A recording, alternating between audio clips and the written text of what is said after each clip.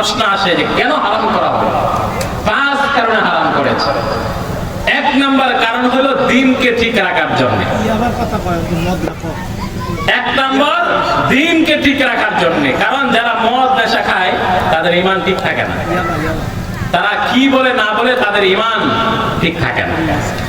2 নম্বর নফস, তাদের নফসও ঠিক থাকে না, তাদের ভিতর ঠিক থাকে না, কলিজা পুরে ছাই হয়ে যায়।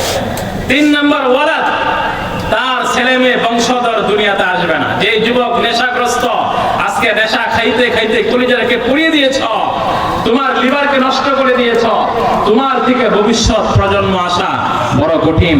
যদিও আসে, প্রতিবন্ধী আসবে। তোমার সুস্থ কোনো ছেলে মেয়ে হবে না, প্রতিবন্ধী হয়ে আসবে। 4 নম্বর কারণ, তোমার ব্রেনের সমস্যা হয়ে যাবে।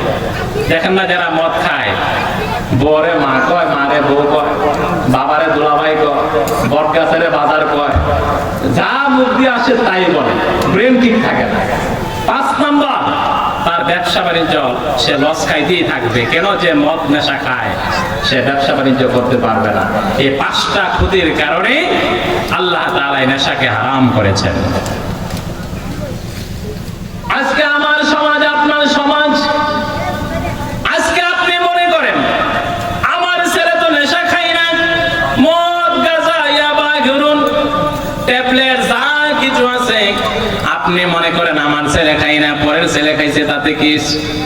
ওই পরের ছেলে যে খাইছে, আপনি যে এলাকার সর্দার হয়েও এটার বিরুদ্ধে কোনো ব্যবস্থা নেন নাই। সময় আসতেছে আপনার ঘরের দরজা ভেঙে আপনার স্ত্রীর স্বর্ণ নিতে আর বেশি দিন দেরি হবে না। সে প্রথম নেশার প্রভাবে টাকার জন্য তার বাবার পকেটে হাত দেয়, তারপরে মার আসলে হাত দেয়, তারপরে ঘরের সিন্ধুকে হাত দেয়, তারপরে পাশের চাচার ঘরে হাত দেয়, তারপরে প্রতিবেশীর ঘরে হাত দেয়। সে চোর হিসাবে সাব্যস্ত হয়, পরবর্তী সময়ে ডাকাত হিসাবে সাব্যস্ত হয়। নেশাগ্রস্ত লোক এক সময় মানুষকে সে হত্যা করতে বাধ্য হয়।